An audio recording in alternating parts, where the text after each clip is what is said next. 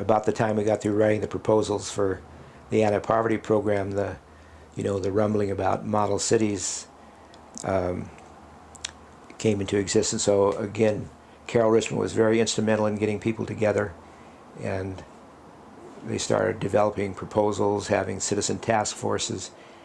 I think in late '64, and then worked at this maybe '65. Worked at it a couple of years, and then they got some seed money to actually organize something. So Model Cities as a funded agency started, I think, in spring of '68. And Walt Hundley was tapped to be director of that, so he left camp, and well, it was just a move across the street in those days. And I think there was a theory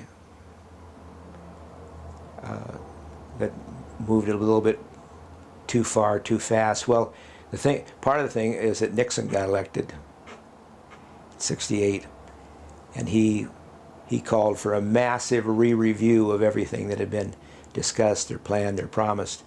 And so model cities had to sort of start over again, and it was they continued to get some funding for staff, but it was like in the summer of '68 that Walt, I, and the third person, Kurt Green, went to Herando's. Is it Herando's Hideaway, as we called it? Some company loaned us some space to work, pretty good sized space. And we rewrote the model city proposal from scratch. Well, not quite from scratch. There was a lot of good input that had been made, but it wasn't organized the way they wanted. So in the autumn of '68, the model cities started getting its big funding, and had about 10 task forces: arts and culture, employment, economic development, health, so on, and had 2 or 3 staff members for each of the major areas, and then had there were citizen and agency task forces that worked in each arena, and so projects began to spin off. I think there were probably about 70 projects that Model City helped initiate with funding during those first, say, 2 or 3 years of its existence. Then they had the Model City Expansion Program, which was probably '70, '71, where the program expanded from the Central Area to the south, west, southeast, and north Seattle. I didn't know about that. And offices were set up, and task forces, and so on.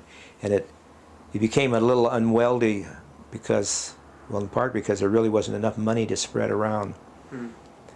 But during the course of Model Cities, a lot of things initiated by it became regular program components of the city, county, state government. I mean, things like bus shelters.